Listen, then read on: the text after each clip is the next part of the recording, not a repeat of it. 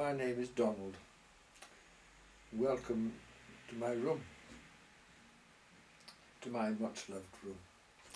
I want to begin by saying that I'm grateful to Fiona and Anne and Bob for their imagination and determination, their sensitivity and their generosity in making this link to you possible. Now I can speak of our conference in St Martin in the Fields and not simply your conference. I belong, though at a distance. This is the first time I've engaged with a camera in this way, and to be honest, I'm a bit nervous. And I hope that speaking from a text that has taken me a long time to prepare, a lot of living to do, does not come across as too stilted. I choose to speak on the theme vulnerability as the heart of transformation. And these are not my words, but those of our former Anglican Archbishop, Rowan Williams. I've also chosen to speak in the context of a question. What could our experience of the human body, and particularly those of us who live with impairments, physical and psychological, bring to our being reshaped within the body of Christ? We are, as the psalmist said, wondrously made. The human body has infinite pathways of communication, memories stored up in organs and cells. The body is our teacher. Yet we are so slow in our learning, our listening, in our beginning to be gentle with ourselves. First, I want to begin by speaking personally and of the journey from the centre to the edge. For much of my life, I've taken my body for granted, enjoyed sport, loved walking in the mountains, and through most of my life, and to my shame, worked all hours. In 1987, I commenced my work as chairman of the Birmingham district of the Methodist Church. It was a work I loved. 5 years later, my experience of living with my body changed. I was told that I have a developing degenerative disc disease. There have been 3 major spinal operations, including the implanting of scaffolding to support the spine. I live with continuing pain and with physical limitation, and I'm unable to stand or to sit for more than a few minutes. I asked those in authority in the Methodist Church for help to minister from a chair, a ministry of stability and availability. And I was told that to be a minister, I must be mobile and I must be able to work a 3-shift day. I was confused, I was angry, and I wept. The journey away from the centre of the busy life of the church to the edge was paradoxically a journey deeper into the heart of things. It was unexpected, unwanted, and yet became a frightening liberation. What were the fears? The letting go of identity, role and relationships, living with a new aloneness, the new silence, the new limitation, living with feelings of marginalisation and perhaps even abandonment, and living with the death of the old life and not being able to imagine a new life with meaning and purpose. During this time, a Jesuit priest, Jerry Hughes, came to visit me, and we began to explore what was happening and to interpret the meaning. He accompanied me in this way every 7 or 8 weeks for nearly 10 years. He helped me to build a bridge into the future, and later to let go dreams, fantasies, wishes, and to face the emptiness and the waiting within weakness. Waiting with openness for what is new is not easy. In this experience, I believe, we become pilgrims. It was Jerry who spoke of the journey from the centre into the borderlands. The borderlands, he said, are the place of exploration and discovery. They are the new centre. There will be new companions, a wise old friend promised, and to my great surprise and joy, this has been true. I've met wonderful people I never knew existed, and I've encountered prophetic communities, and will say something of them in a few minutes. Much of my time was and still is lived in a loved room, and people began to come to the room, not for counselling or for therapy, but as those who are also pilgrims within the borderlands, just as I had experienced with Jerry. Some seek the life-giving presence of God within this wondrous and terrifying world, and also seek it within the story of their own lives. Others seek help to live their faithfulness to God within complex and ambiguous situations. Others are bruised and oppressed through different forms of religious bullying, yet somehow continue to live with a poignant sense of the otherness and the intimacy of God. And they ask, is this enough? Others appear to be beyond the reach of the church, yet have spiritual needs and ask the deep faith questions. These are the people who come to this room. This room has become my church, one person said, and I trembled. Then months later she said, no, the world has become my church. Physical limitation, perhaps even divine calling, brings some of us to a marginalised place. It becomes a conversion experience. A Dutchman, a director of a mission from Rotterdam, visited my room in the early years, and he spoke of our listening to the voices of people and communities on the margins in society as the mission priority. The borderlands, he said, are the context where God's Spirit works to convert the church. So I speak first of the journey from the centre to the edge. Then second, I want to speak about the connection between our experience of our body with the body of Christ, and we are understandably hesitant to make these connections. I have certainly been. For Paul, the imagery of the body is central both to his experience and to his teaching. We are all brought into the one body by baptism. When we break bread, is it not a means of sharing in the body of Christ? God's call, says Paul, is to be drawn into the mystery of the body of Christ, to share in his life, in his suffering, in his dying, and in his resurrection. We carry in the body the death of Jesus, so that the life of Jesus may also be made visible in our body. The power of the resurrection is only experienced through suffering and the cross. This perplexing mystery belongs, I believe, to the way of God in the world. A South African friend once said, the continuing passion of God in the world is carried not in abstract ideas, but in our human bodies and souls, in our willingness to absorb evil, suffering, grief and shame, willingly. I want to introduce you to some of those new companions who have helped me to make these connections. In 1997, a group of priests, women in religious orders and Methodist ministers, all living with physical and psychological impairments, began to meet in Birmingham. We still come together 4 or 5 times a year, like children to nursery, each of us carrying our own sandwiches.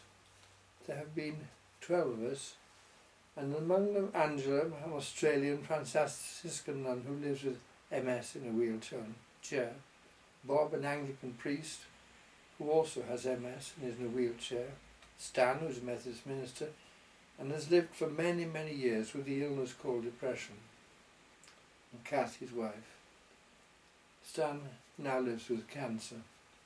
Bernie is a La Retraite sister living with a severe spinal condition and with pain. John is an Anglican priest, and his wife Jo She was born with cerebral palsy.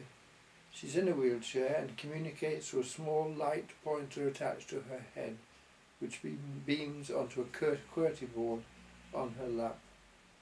Then there's Geoffrey, also an Anglican priest, with his wife Janet, and he is in the foothills of dementia. In this group, we explore the mystery and meaning of our own suffering. We are real and not heroic.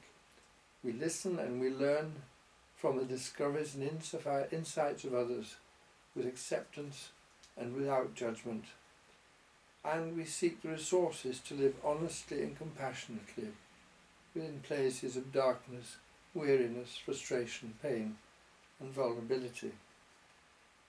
It is our experience that the Church speaks much of pain and suffering, but is embarrassed by it. So what are we learning?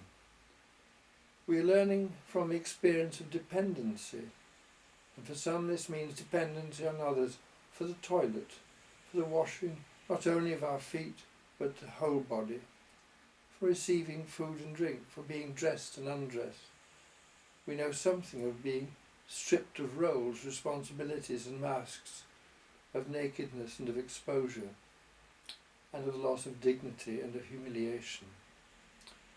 Jesus, at the end of his life, was also stripped, stretched horizontal on the cross and handed over to others, and in his final hours is shown as almost naked. And we are beginning to make the connections of his physical vulnerability with our own experience of weakness. And more, we are discovering theological and spiritual meaning within this experience of our bodies, and it has taken some of us so long. We're learning also from the experience of pain, physical and psychological pain, interconnected within the memory of our body. We are critical of a Western medical culture that sees pain as simply something to be got rid of, anaesthetised, zapped, because we're learning that pain can be a message. We consider the place of pain in the Christian pilgrimage. We are drawn into the contemplation of the passion of Jesus, what his body bore within that journey, the receiving of help offered by Simon of Cyrene, the offer and the refusal of the drugged wine, the women watching, the soldiers and others drinking and jeering. We live with the mystery that there are those in this world who are the pain bearers, and that sometimes some good comes out of all that suffering, and this has its place in the redemptive process. We use the feeling of solidarity with others as a focus for prayer, victims of earthquakes, floods, hurricanes, tsunamis, AIDS, TB. Sometimes within it all we catch a glimpse of God's pain. We're learning also from our experience of depression. One person says, I've found a oneness with people with all sorts of mental difficulties. I found a wisdom in insanity that I miss very much now that I'm back in the so-called sane world. And another speaks of living in a kind of chemicalized numbness within which he is learning the presence and goodness of God, within the sense of the absence of God. And we're learning that theology must not be left to those who are fit and strong. Theology must also be wrestled for through pain and disability. These are the raw materials of our encounter with a mysterious, silent, hidden and powerless God. We're also learning from something utterly central in our meetings. We laugh and we laugh, and we leave the meetings energized with a deeper hope and trust. This is a group, above all, where we're able to be ourselves and to show others who we really are. So I've spoken secondly of our experience of our body and the connection with the body of Christ. And finally, I speak of the receiving of threatening and dangerous gifts that could transform us. It's our experience that the Church finds it difficult to receive the gifts of God through those who live with impairments. We are an uncomfortable presence.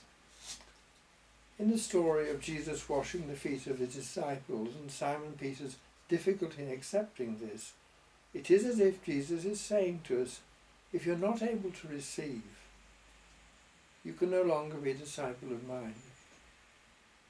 Openness to receive the gifts of God through encounters which may threaten us, including the possibilities of transformation, as Simon Peter discovered in his encounter with the Gentile Cornelius, and as Jesus himself discovered with the Samaritan at the well.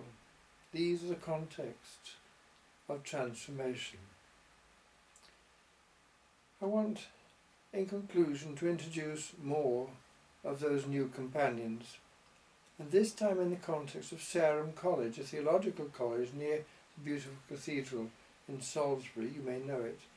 We've had 3 conferences there, the faith journey of the impaired pilgrim, and in different ways we've explored the faith journey, and on each occasion there have been between 20 and 30 people. And among them Susie, a wheelchair user, a former nurse who worked briefly on the Afghan border of Pakistan; Gordon, another wheelchair user, living with MS, a lecturer in the physics department in Birmingham, dependent on the care of his wife Dot; Anne, who I think is with you now, is on the autism spectrum, and amongst other responsibilities in the past was the autism consultant for the Diocese of Oxford. Then there's Sally, another wheelchair user with MS, formerly a teacher of religious education with her husband Gerald, who is her carer and who's also a driving instructor. Sally says, I've got jelly in my knees and fire in my belly. Then there's Ross, a wheelchair user, a Methodist mission partner in Nigeria, a pioneer in mental health provision and a spiritual director. And finally there's Peter, who lives with a spinal condition and with chronic pain, and who had to retire early as a minister. His thesis for an MA was on the spirituality that emerges from impairments, and he speaks of dangerous gifts, threatening gifts, challenging the traditional view of God and also of God's world. So what are the gifts of living with impairments? We bring our experience of darkness as the context of hidden growth and transformation. We bring our calling to go into the fearful places without being imprisoned by fear.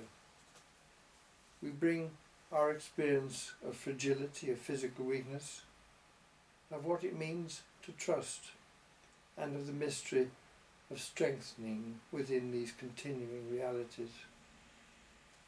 We bring our experience of restoration through touch, embrace and holding, and of an inner healing which is deeper than physical healing. We bring our experience of our bodies, a source of wonder, of pleasure and of pain, the dwelling place of God, where we meet God in the here and now of our actual humanity. We bring our experience of waiting into the unknown. We bring our experience of anger and of rage.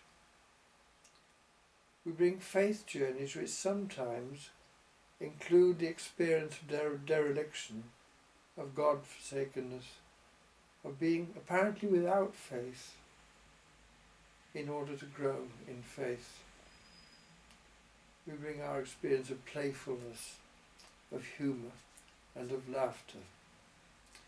and we bring our discovery of bread on the edge and wells of water under our feet, in desert and in destitution, as did both Elijah and Hagar before us. Consecrated food from heaven is not confined to lie on the altars of the church. We bring these gifts and many others not as victims, but as liberators. So I speak thirdly and finally of receiving threatening, dangerous gifts which could transform. In conclusion, I wish you well and look forward to learning more from your encounter with each other. I wish I could be with you, and I'm so glad that there has been this means of communication. My heart and body, my heart will be with you, but not my body, on Saturday. And I brought you a journey from the centre to the edge, of making connections between our experience of the body and our body and the body of Christ, and of receiving threatening gifts which could transform. And I've got two questions. What does the journey towards transformation through vulnerability mean in our situation?